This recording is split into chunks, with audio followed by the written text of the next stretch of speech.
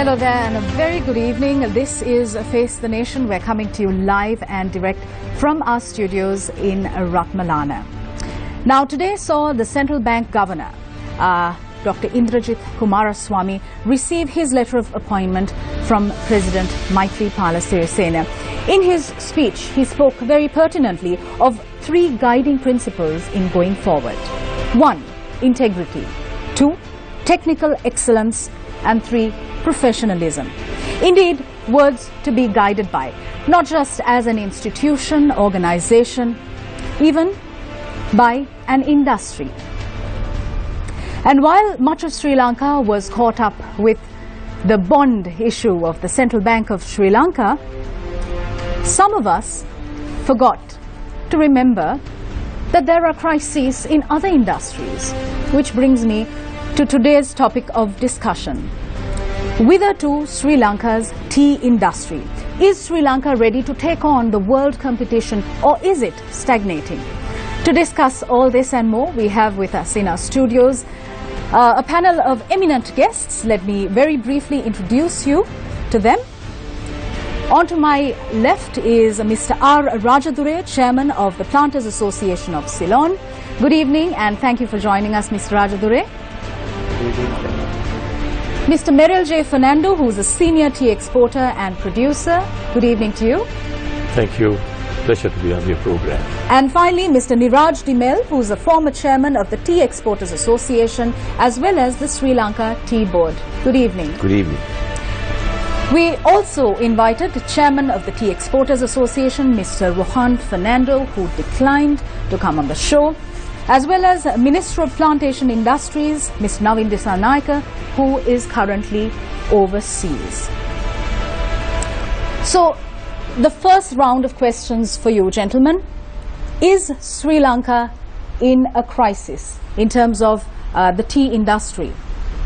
Recent reports have said that it is. Mr. Fernando? I would say it is in a crisis of our own making. The industry, the tea trade globally is not in crisis. We are in crisis for a number of reasons. At the production end, plantations are in dire straits because of the wage structure. Various governments have interfered with the plantation companies and forced them to increase wages totally unrelated to productivity. And today we are in a position, in a sad position, that 80% of the revenue in a kilo of tea goes to wages, as compared with other countries which would be about 30–35%. So in that cost structure where labor inputs are very poor, for example, I understand in some of the plantations, workers get a full day's wage and put in 4 hours of work. Who can control that?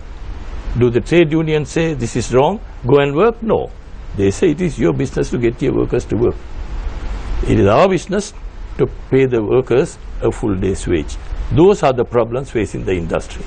Otherwise, Ceylon tea as such is still the finest tea in the world, and it will do very well if we put our house in order.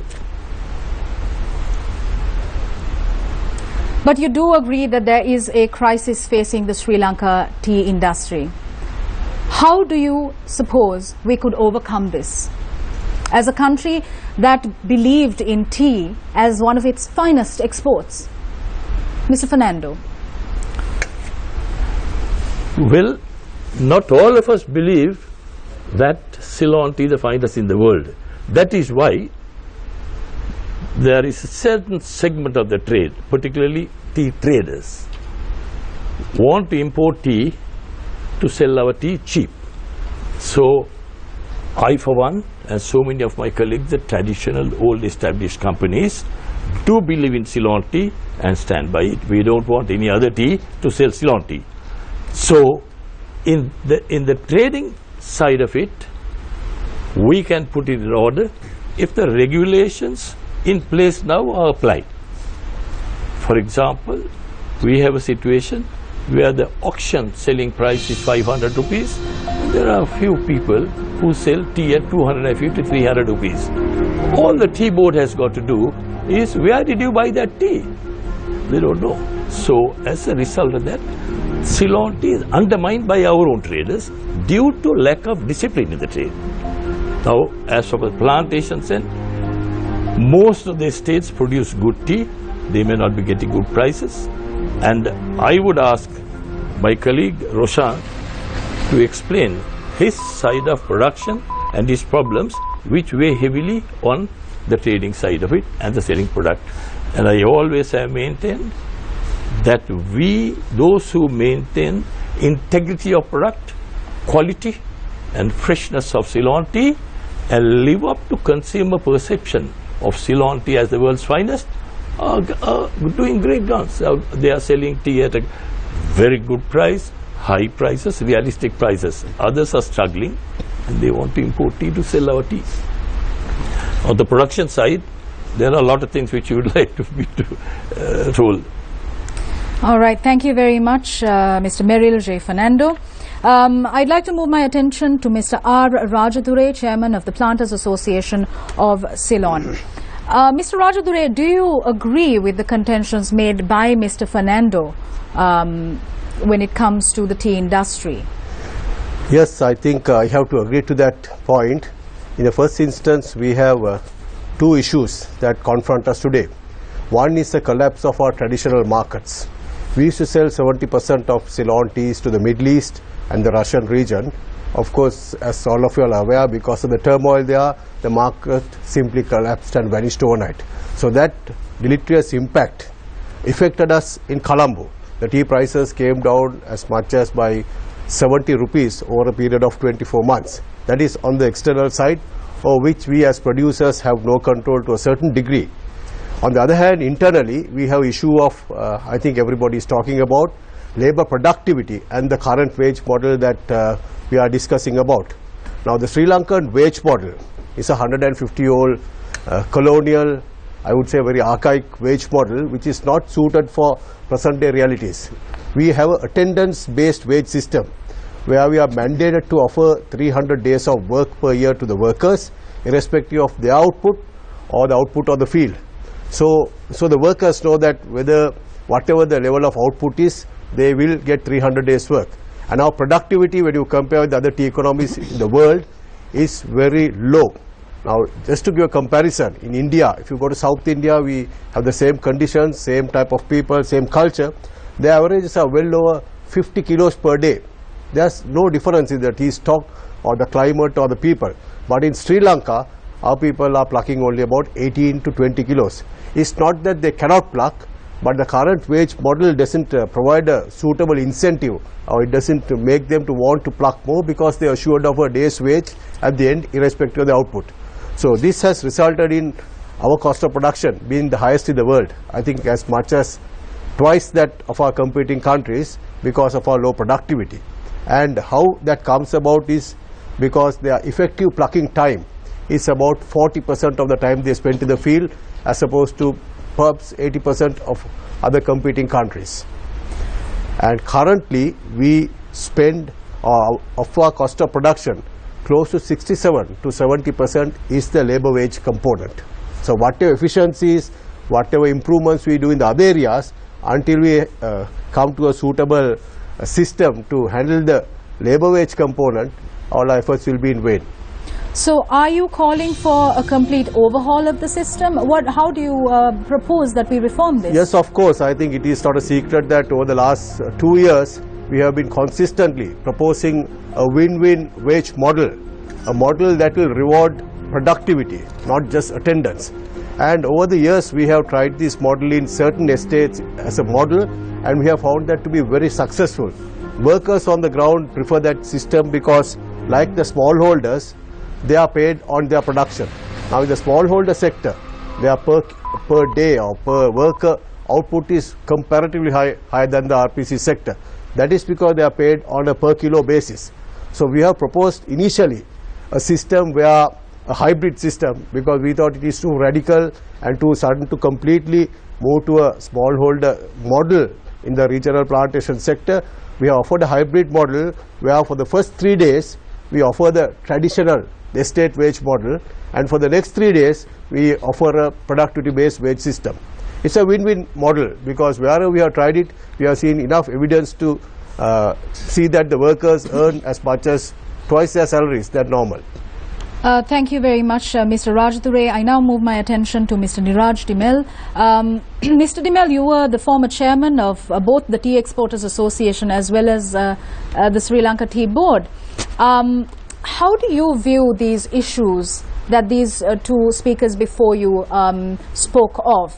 Do you see this crisis as something that needs immediate solutions? Immediate is, I think, you're asking too much. I would like to start off from correcting a few things that what Mr. Fernando brought out. Due to the vision of the former trade minister, late Mr. Lalit Atulath Mudali, some form of tea importation was allowed way back in 1981. That was the teas that were not produced in Sri Lanka, and that's the law that remains even to date. Though he spoke of exporters want liberalization, yes, they want, but they have not yet got, because there's a huge debate on this, and I believe it's best forgotten now, because in a country, in a political environment like what we have in Sri Lanka, it's a huge issue to tackle with. So let's not bring that liberalization thing into being, where teas that compete with Ceylon tea should be brought in. I think it's got to be studied very carefully, and there has to be a political will from whoever who is in power to come into that. So let's forget that. Answering your original question, yes, there is a crisis, but I believe it's short to medium term. The good times we had right up to the end of 2013, early 2014 was in this current scenario. Only the teas that are not produced in Sri Lanka, such as the Chinese green tea or the Darjeelings, are allowed to be imported, and for tea bags the Kenyan CTCs are allowed, because the Sri Lankan CTC production is only 6% of country's production. So as a result of that, those are allowed. So that's fine, there is no competition as such, and that has helped our value addition to get to some place. But you will remember the previous Secretary Finance was harping on this tea industry being not bringing in, not generating enough revenue to the country. So in the light of that, and at that time I happened to be the chairman of the Tea Exporters Association, checking with my members, we came up with a proposal to study.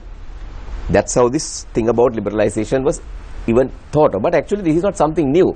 This was done way back in 2001 and again revived in 2004 and so on and so forth. However, nothing has happened unless something is happening surreptitiously without the knowledge of the authorities. Officially, no importation of tea similar to anything produced in Sri Lanka are imported yet. No green light has been given.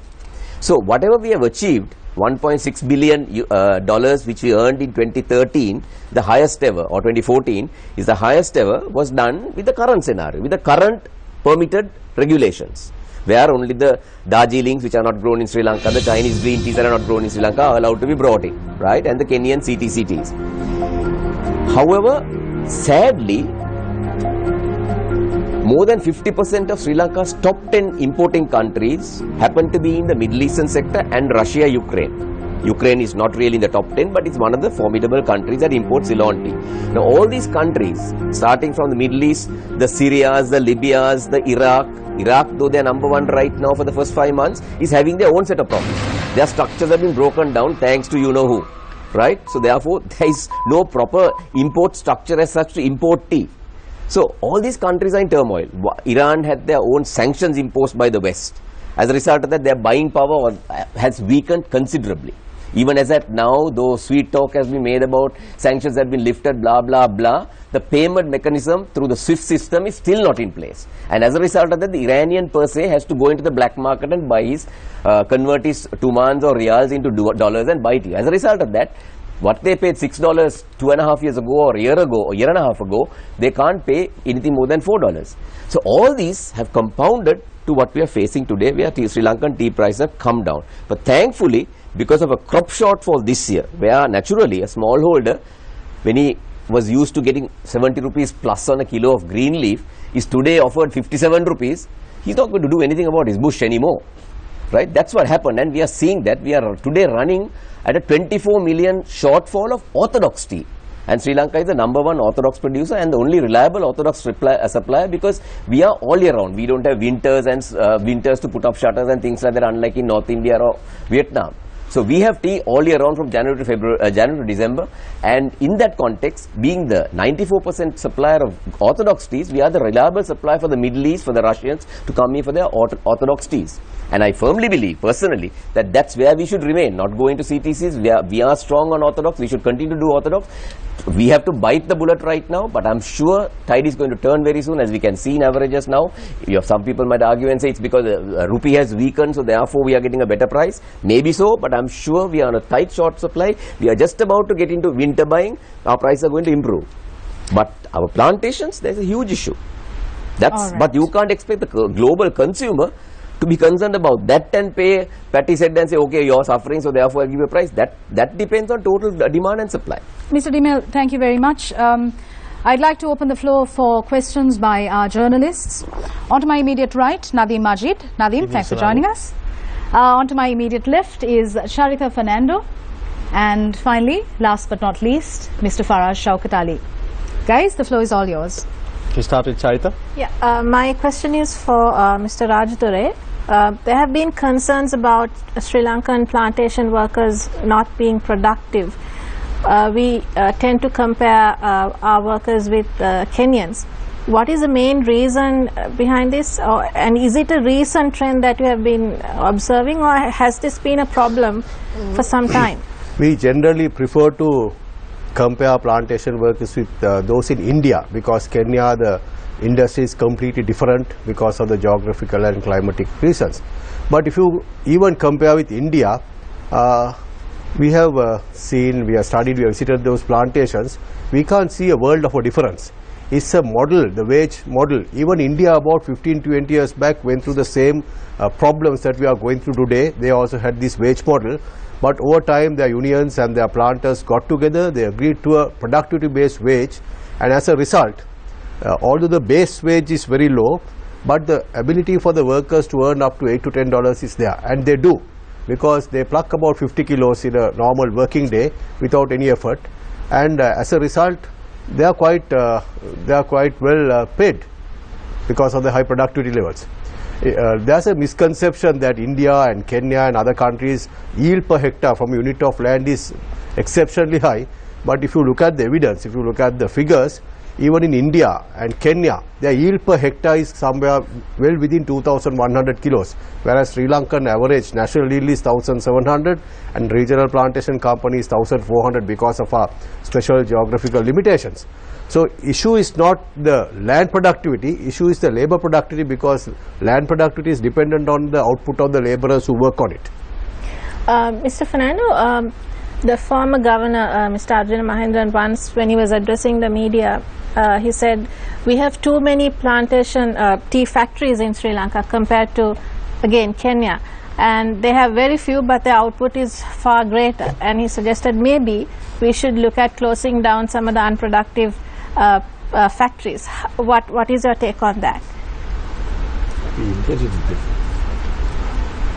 Sharita, who are you directing the my question is for Mr. Fernando. We inherited most of those factories, apart from the smallholders, factory owners, for servicing the smallholder section. Kenya is a relatively new industry, so therefore they built factories according to the size of land, extent of land. So they have control over the construction of factories relative to the plantations. Here we had, in the case of factories that we inherited from the old colonial days, we have that, plus the tea factory owners, where I believe we require 30 or 40 factories, we have over 100 smallholders. We have almost 400 in the low grown sector alone. Yeah. So you create competition by that. This is, the tea board has the authority to allow new factories.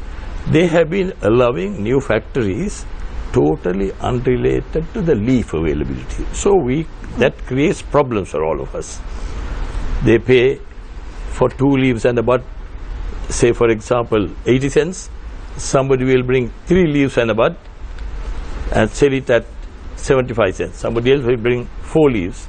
So the quality of leaf getting into the factories is rather poor because of these mistakes in allowing factories to open as they fell.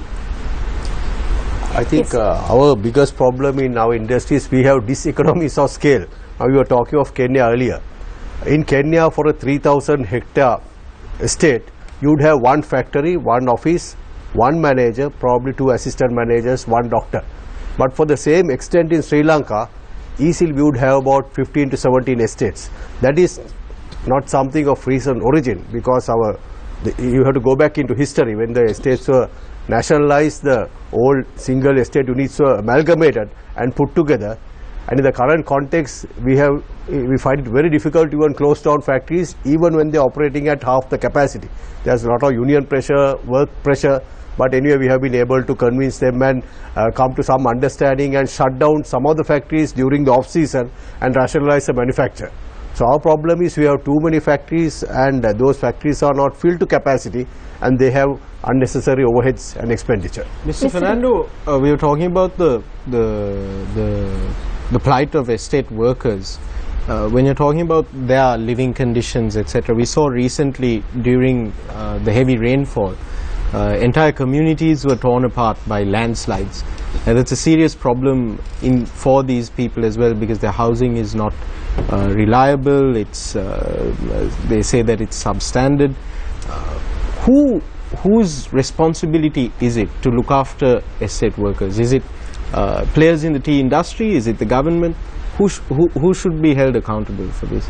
It's each plantation's responsibility is to look after its workers, which most plantations do, but certainly from the one thing I want to explain to you is the tea industry still maintains the same colonial trading culture that prevailed before we got independence. We are sacredly protecting everything. For example, the producer who invests in producing his tea and producing good tea cannot sell it, cannot export. There are restrictions on that. It must go to the broker. The broker puts it up for sale, then the exporters buy it up for sale. That is the colonial culture. As for the workers, they are far better off today than they were 60, 70 years ago, where they were, I would say, exploited to a certain extent, but today they are exploiting the owners. So it has reversed. But it is our plantation companies' responsibility to look after them. And if you visit some estates, you will see beautiful. Previously they were lying rooms, now they are little homes built for them. So it is the responsibility of plantation owners, and they are carrying out that responsibility rather well today. But we also hear of a lot of social issues in these communities, issues like pertaining to alcoholism, domestic abuse. Who addresses all of these issues? Is it the estate managers, the superintendent, or is law enforcement active in these plantations? There are bars all over the country, and to my knowledge, the plantation workers' only distraction, men used to go and get drunk in the evening. I am told even the women drink now. I am not sure about it, but the fact is they have little distractions, so they spend that in the tavern or getting drunk. So, but now there are excellent facilities on estates. There are child care centers where mothers who previously had to stay at home and look after their little children now can send the children to a child care center where they are educated, taught various things, and the mother goes out and works. And the family unit, somebody analyzed and gave me a figure of, say, 100,000 rupees a month income of a family. There are 4 people at least working. So I agree that there should be some distractions provided for the plantation workers. But in the plight we are in, I don't know how many people, apart from improving their housing, living conditions, what else they can do? I think the government will do well to extend their services in educating these people in the various distractions instead of interfering in the wage structure. Mr. Rajadure, as representing the Planters Association, what's your take on this? I think I have to who has the responsibility? clarify about the ownership of the housing, the issue. Actually, when the estates were privatized in 1992, there was a precondition that the companies allow the estates, workers' housing and the garden to be taken off us. And in fact, from the day one onwards, government established an organization called the Plantation Housing and Development Trust, purely to look after the housing and other related needs of the plantation community. And there was also a cabinet minister portfolio for estate infrastructure housing. So basically, from that moment on, the government undertook the responsibility of housing and related social infrastructure. And as Mr. Meril Fernando said, since they were workers, since the estate, the houses were located in the estate, we continued with our traditional services and facilities, but that responsibility vested onto the government. And over the last 20 or 20 years, the government brought in a lot of foreign aid, lot of donors came in, and they did in fact upgrade the housing stock. Now there are at least 32,000 individual cottage type housing, beautiful cottage type housing, and because we couldn't in one go rectify the 100-year legacy, the balance 111,000 housing units were upgraded. It will take a while. But what is important to mention here is that out of the 1 million or so resident plantation workers for whom we provide all facilities, only 165,000 are currently employed as workers. So if you go to any estate, you will see varying degrees, varying standards of housing, because as a plantation manager, we have no control over the people who live in the houses or what they do. There are non-workers, and if they do an extension or if they do something, there is very little we can go unless we pursue them in court. So there is a little ambiguity there, because nobody knows who basically owns the house. Mr. Raja, when speaking of you mentioned that there are a lot of non-workers also living in these estate housing schemes. Why is there such a level of, because we've seen in a lot of families in the estate communities, the women tend to be the largest breadwinners for the family. So we're talking about the wage structure. There are calls for wages to be increased. This is being resisted on the one hand by tea industry stakeholders. Why is there a lack of supplementary avenues of? Actually, I must clarify, we have not resisted the increase for the wages. What we have resisted is to give the wages in the traditional manner, just to give a wage over the table. What we have consistently stood for is to give the wage. We also are aware of the aspiration and the desires of the workers, and we want to come halfway and give them a wage, but not in the manner that they want it. We have offered a very feasible, practical, win-win wage model, which it's their call. They have to take it, because we have shown it to them in numbers that it is beneficial to the worker community. So we have not resisted. We have not said we don't want to give. We said we want to give the wage in a different model. On a productivity-based model that is under discussion. I believe now, after over 1 year, now the unions also see some light or some benefit or some justification in what we have said. Now, coming back to the other query as to why a lot of people are going out of the plantation, you have to understand the social changes that have taken place in the plantation sector over the last 20 or 30 years.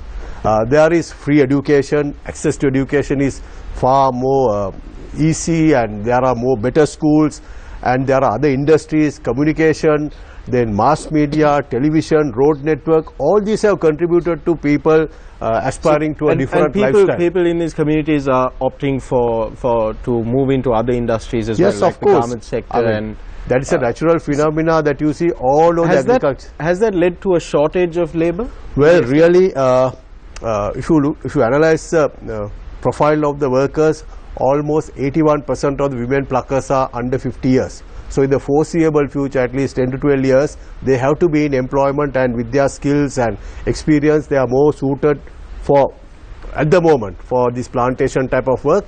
But the younger generation is looking outside, naturally, I mean, you can't expect anything otherwise. Mr. Dimel, I want to bring you in on this conversation about the welfare of workers as well. As the Tea Exporters Association, primarily made up of traders, what is the Tea Exporters Association, what is your take from the point of view of a tea exporter? What is your take on the welfare of estate workers? Where do you all stand on it? What have you done to better their living conditions? So if you go back to what Mr. Fernando said about the colonial structure that prevails in Sri Lanka, which still continues, where there is a producer, the broker and the exporter, there is an unseen divide at each of these sectors. So as a result of that, I would very honestly or very boldly say that I don't think the exporters, most of them are aware of, yes, they know that their wage is a contentious issue, and if you look at a Colombo labourer in Colombo, he gets a much higher pay or she gets a much higher pay than one in the estate and so on. But having said that, for me personally, how I see it is, you see, whilst we concede to that, the wage may sound less compared to someone in Colombo. Let's not forget that Colombo worker has to fend for his child's medicine, rent for his house and so on and so forth. Whereas all that is provided from the estate for the guys who are, the ladies and men who are in the estates, right? And also it has to be a profitable venture for them, a viable venture for them. So in that context of what they are producing and the income they are getting, this wage is the best they can do. Of course, they have, as Roshan quite rightly said, they are willing to look at an increase, but the increase must be linked to productivity, plain and simple.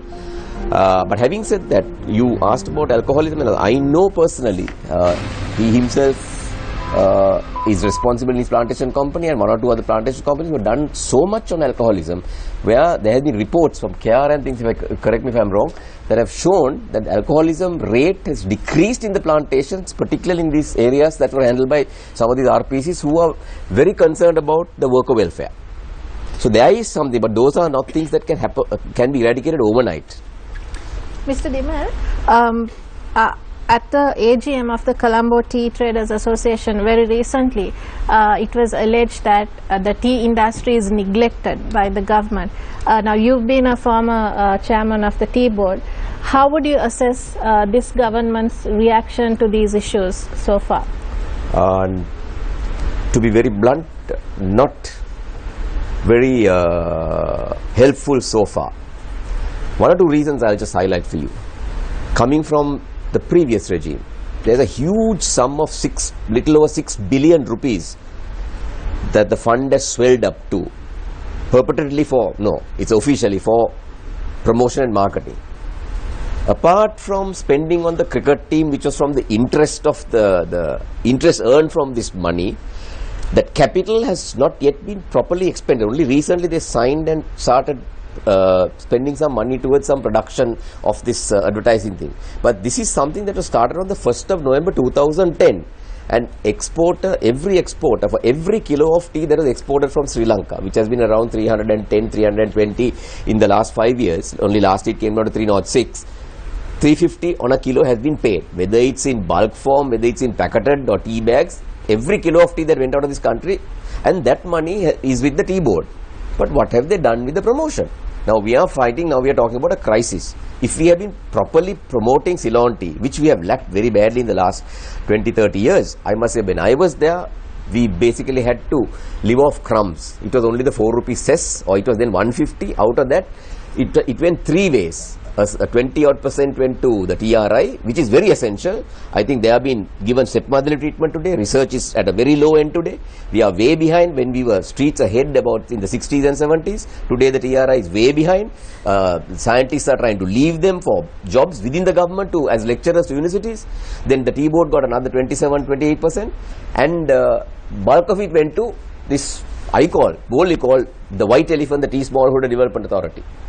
Guys make promises to do one job, they bring 3-4 people in there, and they did basically nothing except a little bit of extension work towards the smallholder. If you ask the smallholders, I don't think they benefited so much from the tea smallholder.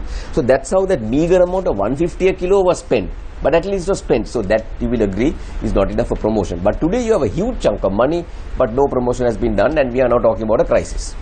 All right, thank you very much. On that note, we go in for a short commercial break. Must the Sri Lankan tea market be liberalised? And is the Sri Lankan tea industry in crisis? All this and more on the other side of this commercial break. Stay with Face the Nation.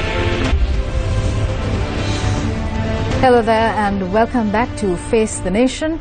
If you're just joining us, we are joined by a very eminent panel of guests today. Mr. Merrill J. Fernando, Senior Tea Exporter and Producer, Mr. R. Rajadure, Chairman of the Planters Association of Ceylon, and Mr. Niraj Dimel, who is a former Chairman of the Tea Exporters Association as well as the Sri Lanka Tea Board. Is Sri Lanka's tea industry in a crisis? Was my first question to you on our first round. I'd like to ask you now, and I'd like to start with Mr. Dimel. Are we following a policy of protectionism at the moment? If we are, is this the way forward? Your time starts now. Yes and no. Protectionism, if you are trying to protect the Sri Lankan industry, which I think in a global context today where everything is global trading, free trade, whatever. So in that light, I think we are on the wrong track. But then from a Sri Lankan point of view, if you look at the Sri Lankan tea industry, we have to be protective, particularly to ensure that as it is when the situation is bad enough, that our producers and our growers get a decent return. So in that context, protectionism is something that we have to agree to. Given the current political scenario and even the previous regimes, none of them would have wanted to rock the boat, as it were. That's plain and simple. And to this, I would say that Sri Lanka has something like, in the last census taken, of course, only about 8 years ago, we have something like 440,000 smallholders. And they account for 75% of Sri Lanka's green leaf production, green leaf harvest, right? And they in turn largely contribute towards Sri Lanka's biggest production that comes from the low growns, which is 62%. And they are predominantly in the south and in Sabaragamuwa. So no political party would want to rock the boat as far as the smallholders are concerned, because that's the voter base. And the factories that process their leaf, who are known as the private factory owners, to a great extent are funders, right? They don't want to rock them either. So in that context, naturally protectionism is what they will follow. But having said that, look at the global scene. Except for a few brands like Dilmah that you get in Australia, where they are in the top 1, 2, 3, then New Zealand they are number 1, Poland they are again in the top 1, 2, 3. But around the world, Ceylon tea, they know it. But has the consumer got a power to go to the supermarket? Because today sales are happening in supermarkets predominantly, even in Sri Lanka, Gedarayana Gamang and what have you, right? Same thing happens right across the world, including now the Middle East. They have no control over what goes inside that pack. And the global packers are having hay while the sun shines.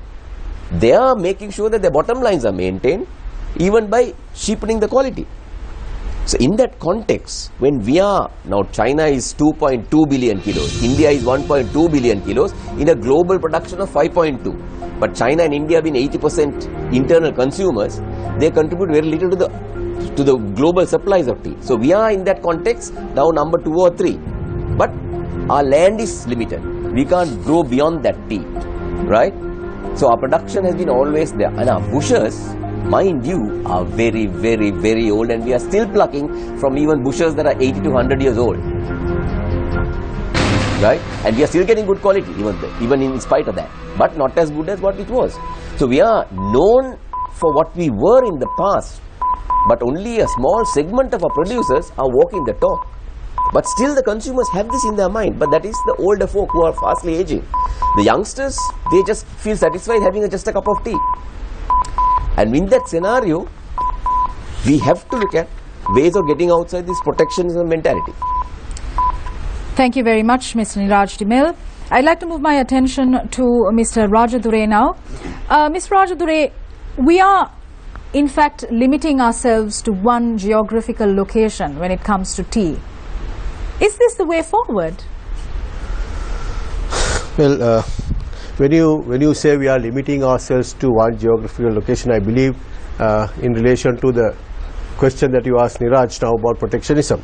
What you have to understand is in Sri Lanka, over 10% of our population is dependent on this industry. As he mentioned, we have 440,000 smallholders, and with their dependence about 1.5 million, and 1 million in the plantation sector. Apart from the tea industry, there are hundreds of villages, bazaars, townships that are dependent on this industry. So we export 95% of our product overseas, unlike any other tea nation. So we have to consider that aspect, the social impact of any disruption to this industry. So in terms of that aspect, I believe the government has a responsibility to ensure whatever they do to ensure that there is a sustainable industry that is existing.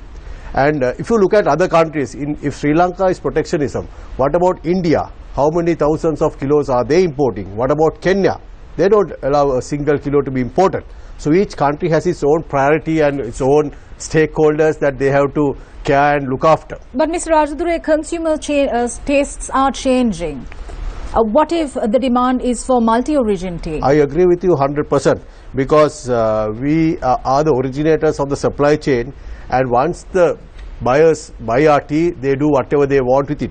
So I believe the way out is not to talk of liberalism, but to enhance our unique selling property or unique selling points of our tea, and give the world not a commodity tea, to give the world a specialty, a niche product, because Sri Lanka is the most certified tea nation in the world.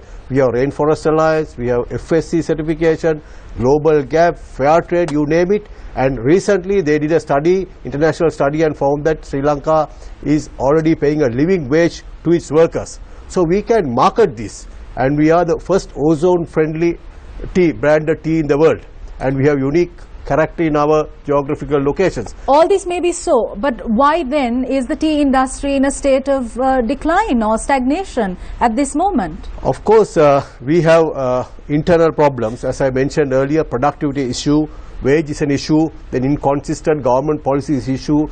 Recently all the weedicides that we commonly use was banned. So there are issues that the stakeholders and the government must sit together and sort out if this large 10% of our population are to be sustainably looked after. Do you believe that the way forward is through multi-stakeholder dialogue? Definitely so. There is no other way other than all the stakeholders getting together and finding a common solution to this problem. All right, thank you very much, Mr. R. Rajadure, for your thoughts. Finally, I'd like to move my attention to Mr. Merrill J. Fernando. Mr. Fernando, in light of what these two gentlemen just said, do you think everyone is afraid to rock the boat?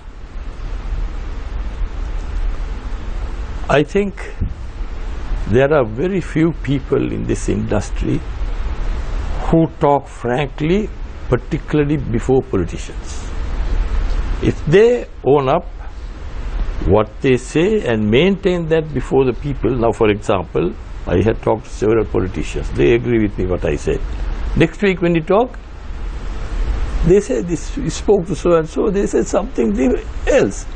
So the first thing is to put the producers, brokers and exporters together and for them to agree on the course of action.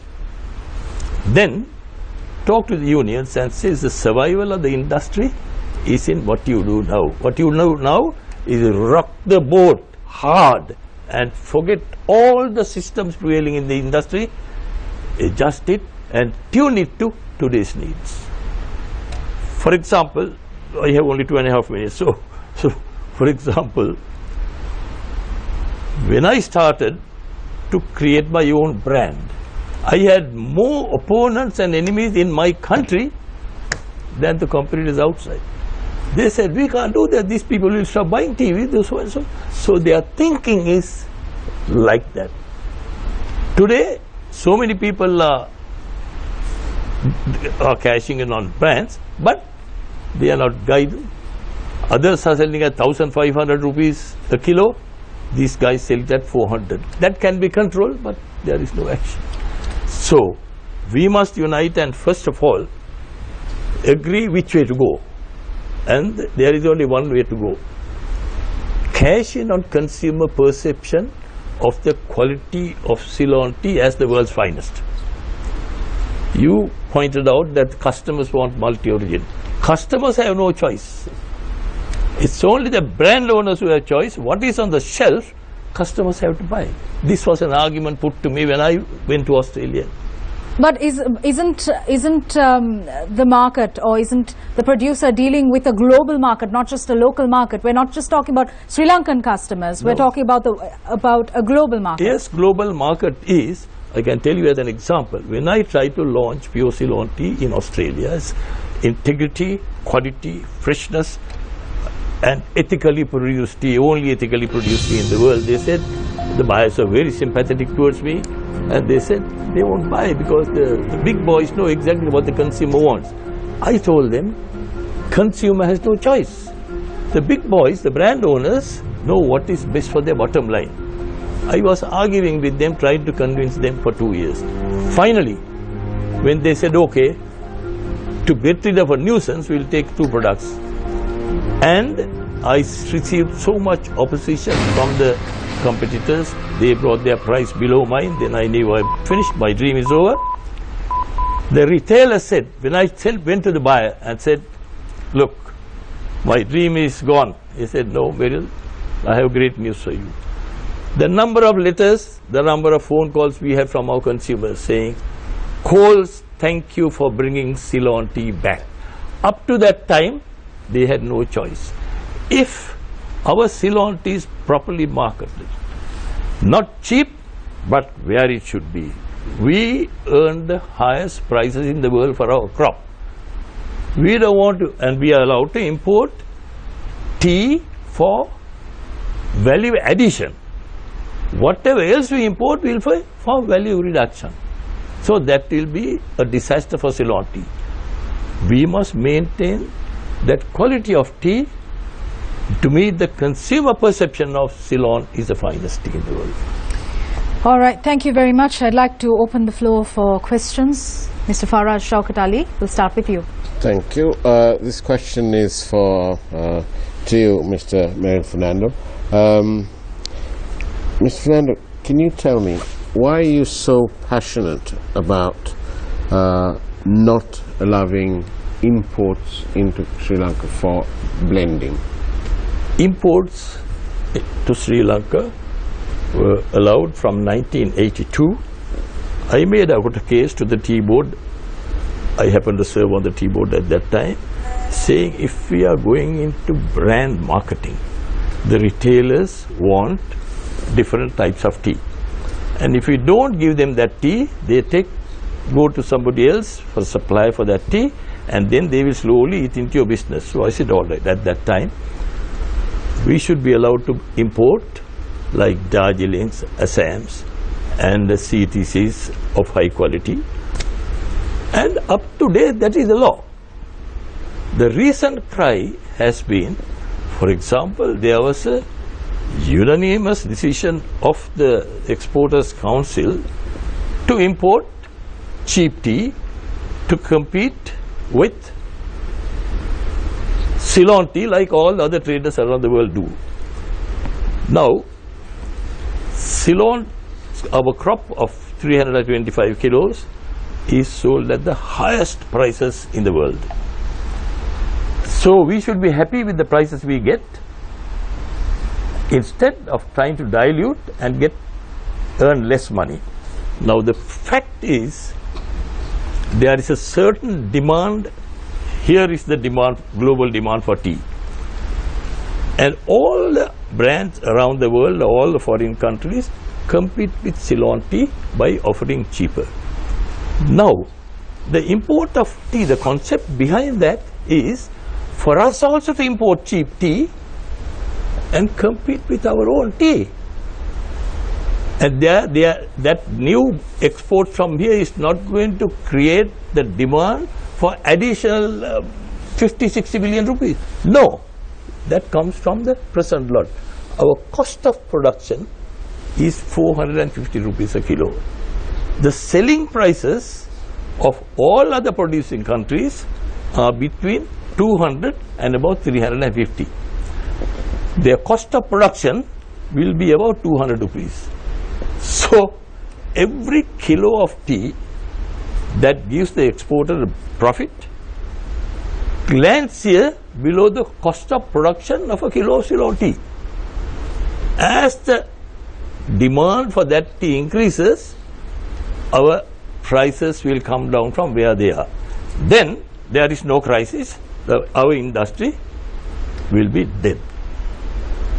That is why, that is my passion for Ceylon tea. I have proved it by selling single origin Ceylon tea at the highest prices in the world.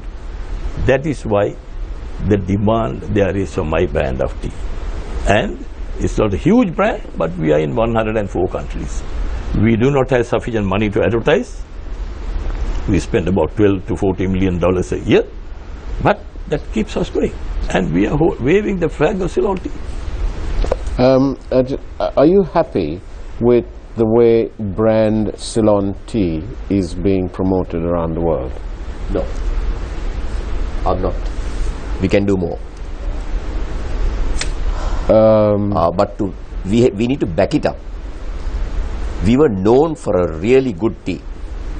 Of course, at a time when these new players were just young players with a smaller production, and they were not making a huge dent in the global supply, even Kenya, until about the middle 70s.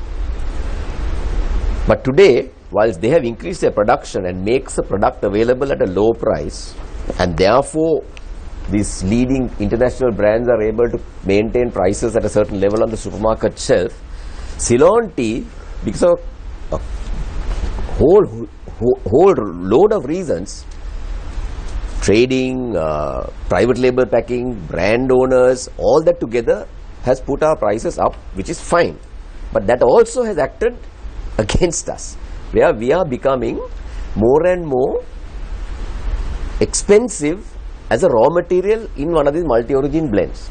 Let's face it, it's only about 18% of Sri Lankan own brands that go out of this country as branded finished products with the Ceylon logo or the lion logo. We boast of 40% of value addition, but most of it is dominated by private labels.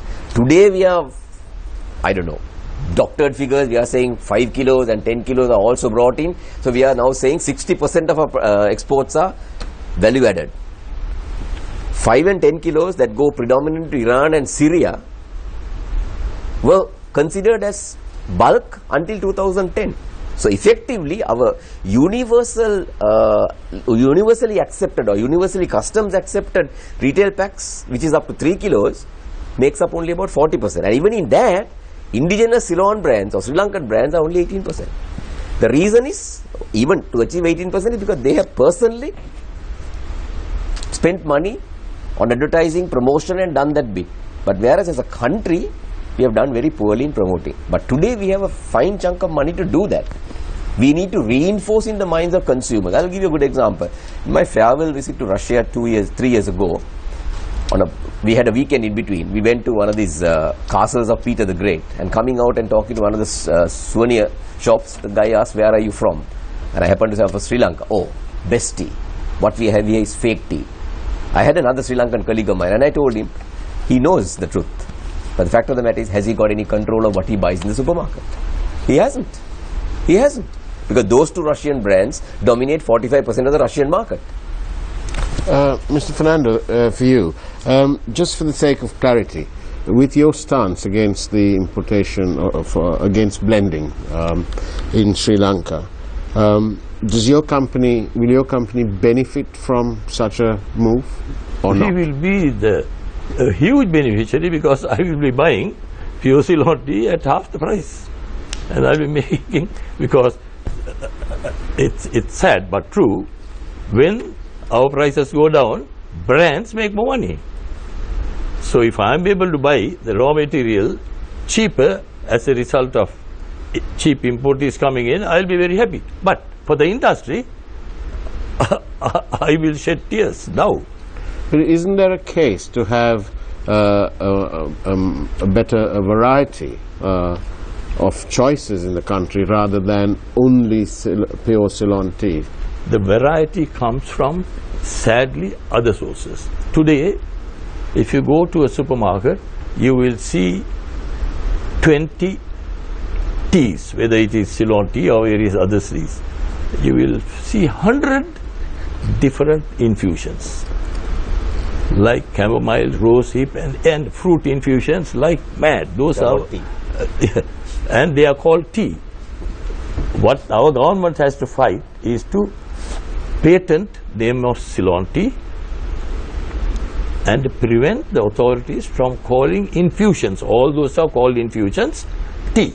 I can give you an example. I was in New Zealand a year ago at a trade fair. We had a stall and our girls were serving. 2-3 young girls came and said, I want that tea, chamomile tea. Then the other one, rosehip and variety. So I stopped those girls and said, see, you know, young lady, this is not tea what you are drinking. Those are infusions. If you want to drink tea, here is a black tea. Oh, we didn't know that. So it's marketed as tea. It should be marketed as infusions. Tea is tea from the product Camellia sinensis. Those are the things we should do. Our government has done nothing. And also on your question of Ceylon tea advertising, Niraj touched on the point. 1990s, when the Russians, my company had the monopoly of the Russian tea business for about 10 years. At that time, I told a few of my friends, all these guys will now come to Sri Lanka to buy their teas. Said, for God's sake, don't pack their labels. You say, give us 25% share in the labels so that they have a claim to that. They say, no, we don't want that. They packed all their labels. And I said, year after year, gave statements to the press, these private labels, a private label is an importing company's own brand, we pack. And those brands were sold to them at 25% cheaper than my own brand, because they had no overheads, no investment. And I said, sooner or later, they will be our biggest competitors. True to my word. They are now packing in Russia and calling them Ceylon tea and selling all over the CIS countries. We created those. And that is how our business is gone. If we concentrate and said, we will sell Ceylon tea at this so and so price, we will get it. So the growth in the tea segment, the so-called tea segment, is not in black tea. It's in green tea and in infusions. Mr. Rajadurai, as you mentioned earlier, land in Sri Lanka is limited. So therefore our production volume is pretty much stagnant. Thereby our share of the global tea market is also on the decline.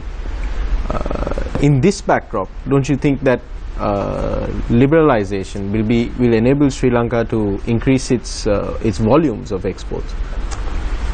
At the moment, our share in the global market is 7%. And as you quite rightly say, I don't think we need to enhance our volumes because we have natural limitations in land, in productivity and the people engaged in the industry. I have to reiterate that we need to take our tea and place it or brand it or market it to get the premium for it, because we export 95% of our product, and over time you can see that India and China will definitely consume more and more of its product, and therefore they will have lesser teas to export, and we have an opportunity. So we need to popularize the brand name Ceylon tea, and as I told earlier, to exploit or to leverage on the good certifications, ethical practices, artisanal production, and our agriculture is sustainable as with all the certifications. I think we need to go on a different track than just selling tea. Instead of selling it as a commodity, to sell it as something very special. There is a demand for Ceylon tea, and as both my panelists mentioned, I don't think we have taken the message to all the world. Recently we read of a report from an organization called Survey Monkey. I don't know how relevant it is, but there they found out even in Japan and UK and US, only less than 15 or 20% of the people knew where Ceylon was and what Ceylon tea was. So we have a problem there. It's not a problem with the producers. I believe it's a problem at the end marketing end, because with the constraints and with the costs, I think we have done a pretty good job compared to the costs of the other countries. With our low outputs and with all the other obstacles, we have managed to maintain a pretty decent COP, although it's higher than the other countries. So liberalization and bringing in teas of a low value than ours is going to have a serious impact on our supply chain. But Mr. Rajature, won't liberalization expose the tea manufacturers to real competition? Liberalization will help because even if you import tea, that is very machine intensive industry, right? It will be based in Colombo and you are doing a blending. What is the number of jobs it will create? You yourself said that the productivity of our laborers, of our plantation workers, is at a minimal level. So wouldn't bringing in liberalization help in improving quality, then reduce costs, improve management efficiency, etc.? I can't see how it will impact on the producer sector. It will give a wide variety of choice of teas for the exporter. He will have better choice, better variety of teas. But how is bringing in tea to Sri Lanka helping to improve productivity, reduce our already high costs and improve the producer sector? Because if teas, obviously teas from other sources will be cheaper because their internal dynamics are different, because there are countries per capita, particularly Kenya and India, is so much lower than Sri Lanka. So any labor wage goes in tandem with that country's economy. We are almost becoming a middle income country, and as a result our labor wages are high and other countries are low. So whatever teas with a high productivity and with low labor wage, their cost of production has to be lower than ours.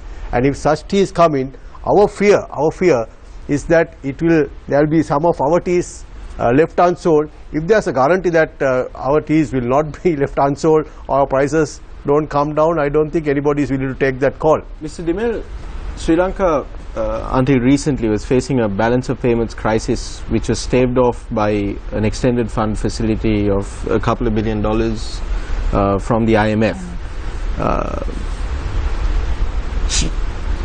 The niche market idea will enhance the image of Ceylon tea, but won't it also lead to a reduction of the tea sector's contribution to exports in Sri Lanka, Sri Lanka's exports? Well, when you say niche market, first and foremost we must have all of our 300 million kilos or whatever that will qualify to be marketed as niche market teas, right? You get red labels and black labels, and you get Glenfiddich and Royal Shivas and what have you, right? So if you're going to target that kind of a market, then we need to walk the talk of what we are known for, of taking our quality of the product right up. Now if you look at the Formosa or the Taiwan example, they were facing a similar crisis to Sri Lanka. Now their industry production wise has dwindled down to just nothing. They produce, suddenly what they did was they started import, they in fact import tea from Sri Lanka as well. But they've gone down to a right size production of some of the best oolong teas in the world, and they're getting well comfortably over $10 to $15 a kilo. Now that's where we have the ability, the potential to get to, provided we put our house right in our backyard. There is no point in protectionism, adopting a protectionist attitude. If your product, part of it is good, but majority of it is just run-of-the-mill type, which is cheaply available in Malawis and Vietnams and Indonesias and what have you, right? So you can't blame the packer overseas. He will somehow or other try to maintain his bottom lines. He couldn't care a tuppence what the consumer feels, and consumer has been now made to feel good he had a cup of tea, not a lovely Ceylon tea or a top Sri Lankan Norele, but just a cup of tea.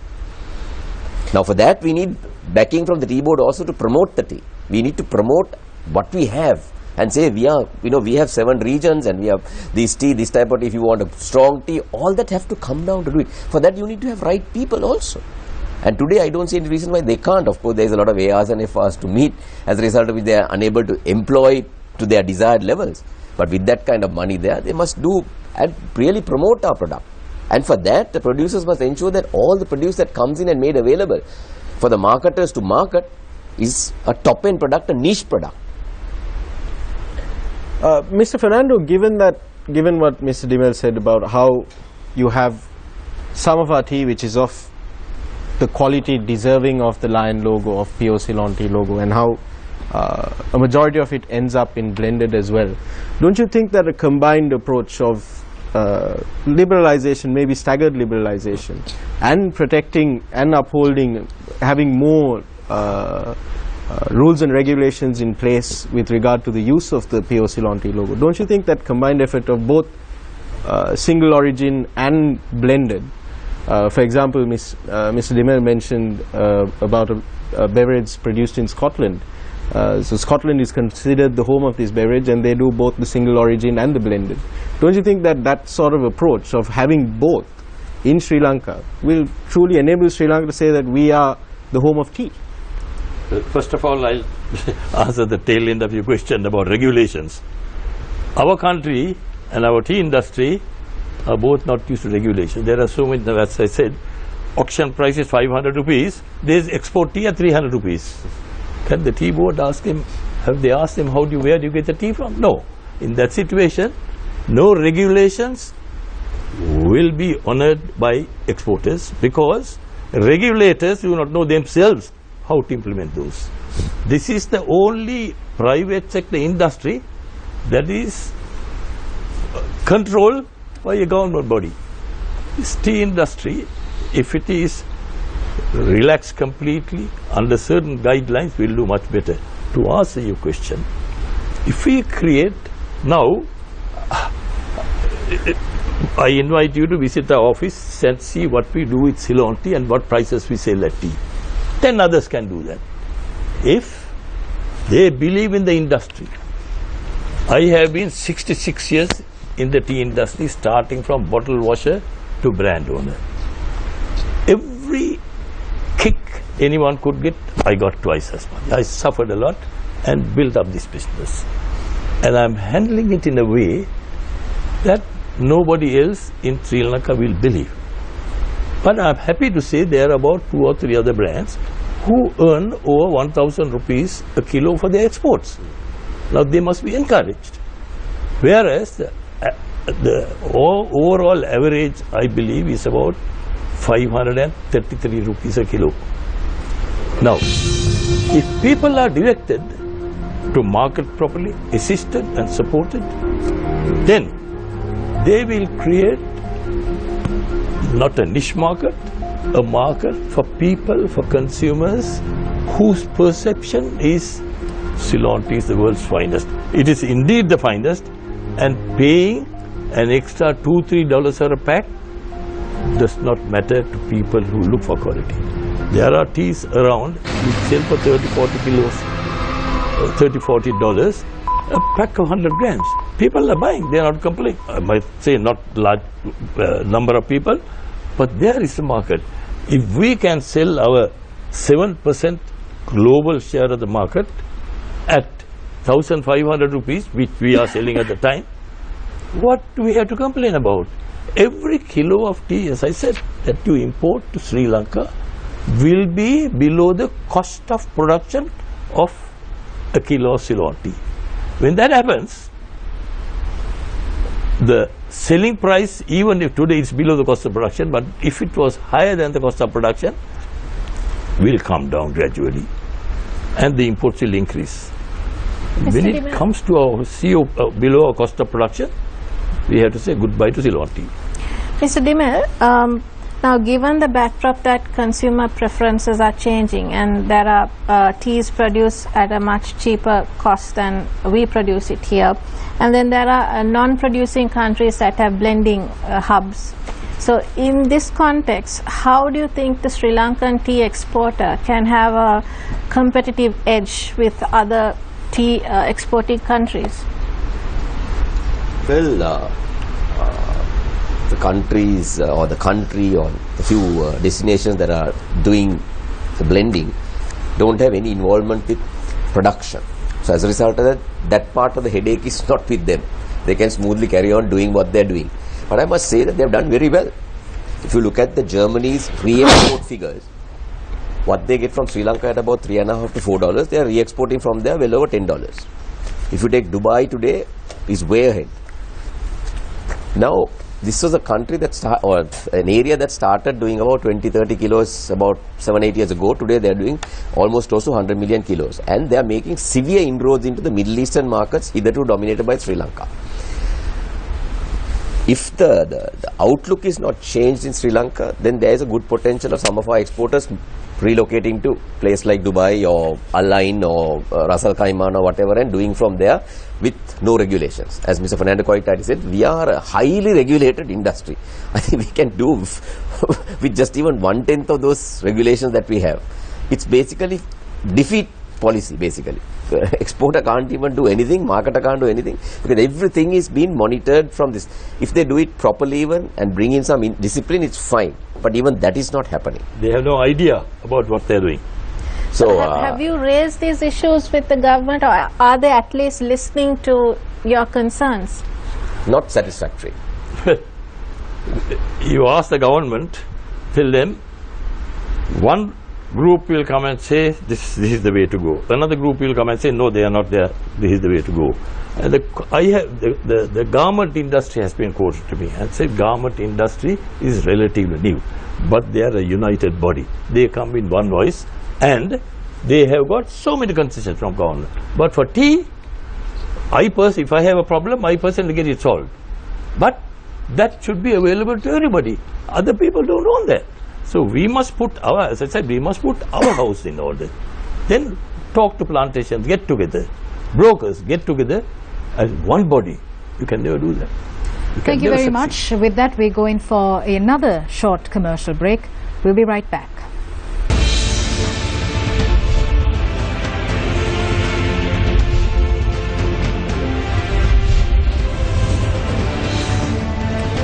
Welcome back to the final round of Face the Nation. We're discussing the future of Sri Lanka's tea industry. Well, my final question, gentlemen. Let's start off with Mr. R. Rajadure. Ms. Rajadure, you mentioned earlier on in the conversation that Sri Lanka's main markets were the Middle East and Russia. And due to several reasons, these markets too have declined orders. In addition, Sri Lanka has lost markets such as Pakistan, Egypt. Is this because we were unable to provide competitively priced tea to these markets? Well, if you look at the world auction prices over the last 20 years, Sri Lanka has been able to get the highest average price. So that itself speaks for the average quality of Ceylon tea. To support what others said, we still produce the world's best tea. But I believe that the marketing side of it should be made more efficient in order that the benefits of that exercise would flow down to the producer. Then our industry can be more sustainable. Already we are living on borrowed time because costs keep escalating without any appreciable increase in productivity. So that the two is not going to meet. So, but by your own admission, we have lost some markets. Yeah, as a producer, I believe in the context of Sri Lankan tea industry, we have very limited role to play. We produce the tea and they offer it up to the auction. Thereafter the auction, the buyers take it and brand it. So we can't be everything in the tea industry. Our primary role is that of a producer, and our position in the supply chain is more or less static. Do you think that if we offer multi-origin teas at competitive prices, we can regain some of the lost markets? Even now that facility is available, as mentioned earlier, we can bring into Sri Lanka any type of tea that is not produced in Sri Lanka, particularly specialty type of teas, to enhance our blends and to add value. There is no issue. Even other teas we can import with 25% custom duty. So there is no restriction. If anyone wants to have a diversity or blend, they still can go ahead. Our current markets are rather vulnerable, don't you think? Yes, again I have to reiterate that I am not an expert in the marketing side, and I think my colleagues here would be able to answer that aspect of the industry better. So liberalization may help to offer the right type of tea mix at competitive prices. Do you agree or not? But that is only one aspect of the industry, or thinking of the selling price. We are more concerned about the wider impact of the large number of at least 10% of our population who have intrinsically linked with the industry, smallholders, regional plantation company population. So I am looking more at the aspect of their sustainability, their future, how we are going to have a thriving tea industry at ground level. Yes, that is another step. That's another step after we produce the tea at a competitive price, a good quality, then someone else has to take it from us and market it to the required markets. Mr. Rajadure, what is the way forward? I believe looking at the aspect of a producer, all the stakeholders in the industry must get together and put in a mechanism that this industry will sustain in the future. The way we are going now, I can't see much hope if we do not come to some sort of a consensus about the wage model and quickly get on with it, so that the workers who are involved in the industry also will have a better tomorrow, that their ability to earn will be improved, that they have enhanced salary, and thereby their stickability with the industry also will improve. The model that we have promoted is one that will encourage people to be entrepreneurs, not hired workers. That we are making a social business model where the people would be their own bosses, more or less. So I believe that if the unions can come to see the light of or the benefit of that model, that overall the workers mainly and the industry as a consequence will benefit, and that will pave a way for a very successful tea industry. Thank you very much, Mr. R. Rajasdure, Chairman of the Planters Association of Ceylon, for your thoughts. I now move on to Mr. Merrill J. Fernando, Senior Tea Exporter and Producer. Mr. Fernando, your final set of questions to be answered within a time frame of 3 minutes on the last 6 minutes of tonight's show. The total production of tea has slumped from years before to now, whereas the world production of tea is on an increase. Sri Lanka is clearly in a crisis with regard to the tea sector. How do we move forward from here? Well, the crop depends on nature, and primarily the weather is a primary contributor to crop. About keeping pace with the growing increase in production in many countries, Ceylon tea, as I always maintain, I have proved, we have no fears. We are the only tea in the world. And one point that all of us missed here is we lost a number of markets because the leaf tea, the real good tea, was produced by Ceylon, suitable for various markets. Then when the tea bag came, the type of tea moved from leaf tea to, as the people said, tea bags have sweepings. You could also put sweepings somewhere. That trend, the growth where we have a strong leaf tea market share, as the tea bag grows, leaf tea comes down. Where a household used 1 kilo of loose tea a week, now uses 100 tea bags, which is 200 grams. So consumption changed with the tea bag and modern trends. I would say the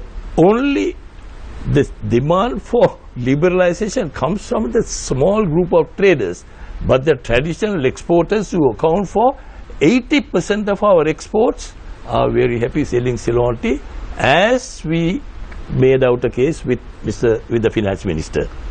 This is a trader's request who owe no allegiance to planters or customers. So my position is that as far as crop is concerned, it is nature that will give us increased crops, and as far as prices and the future of the industry is concerned, increase the promotional activity meaningfully. Today, if you advertise buy Ceylon tea, you will be promoting 500 other brands and maybe about 10 Ceylon tea brands.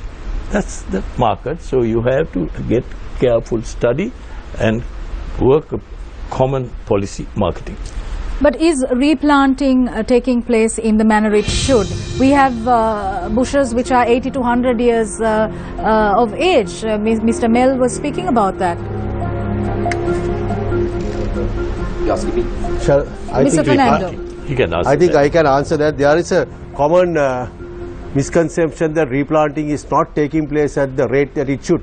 When the estates were handed over to the private companies, the VP, the clonal tea percentage, was only 17%. Now within 20 years we are taking it up to 52%. Actually within a space of 20 years we have replanted more than 58% of the existing VPT.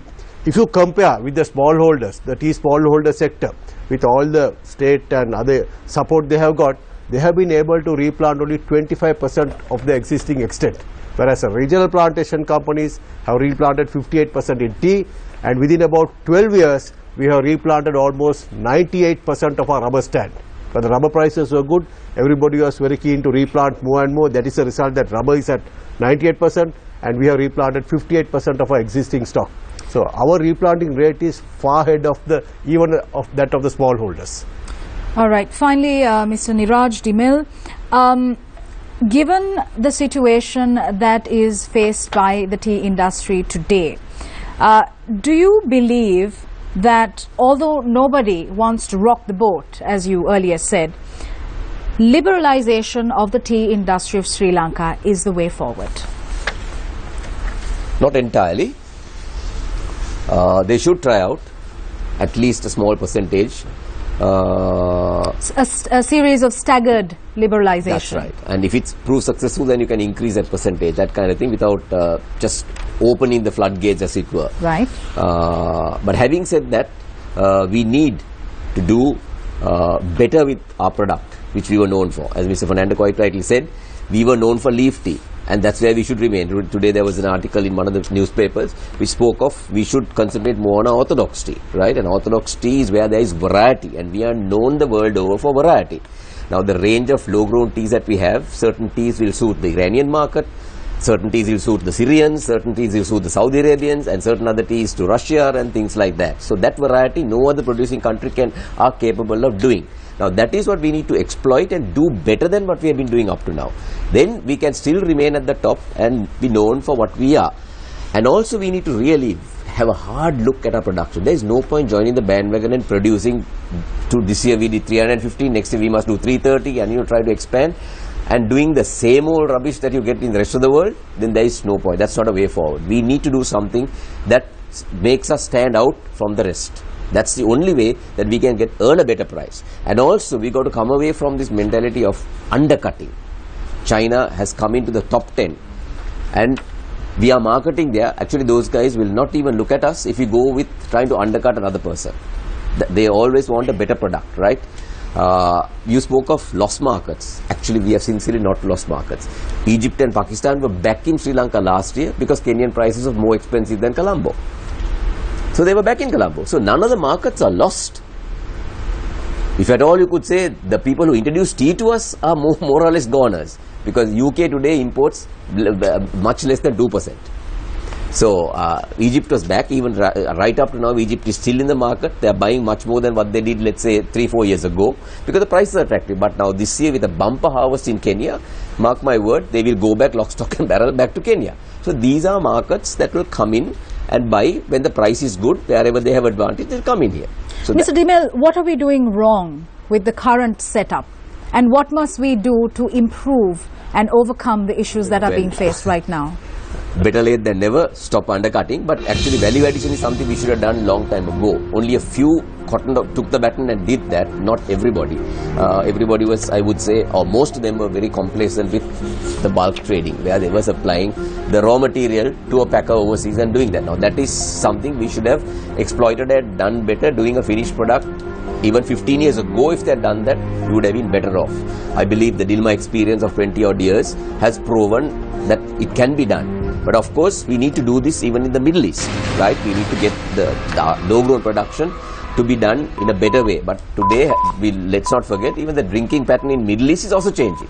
They are also going towards tea bags, because the young sons and daughters go to the West, they come back with the Western culture and they tell, forget the Pottaniya, use these tea bags, right? So therefore, the appreciation for the Sri Lankan big leaf teas are diminishing as a result of that. Mr. Dimil, consumer tastes are changing, yes or no?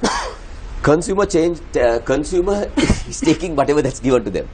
They basically, in today's context of marketing the modern trend concept, they have little choice in what they buy. They just go into a supermarket, there's so much traffic, they might as well do one-stop shop buying.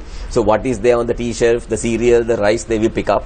So as a result of that, gone are the days of the specialty tea shops where they will go looking for it to buy a good pack of tea. So they have to make do with it. If you say UK, I think about 40 years ago, Mr. Fernando will correct me, there were well over 40-50 specialty tea shops all over UK. Where are they today? Except for Jackson's, Piccadilly and one or two others. There's nothing else. There's a little tiny corner in Harrods.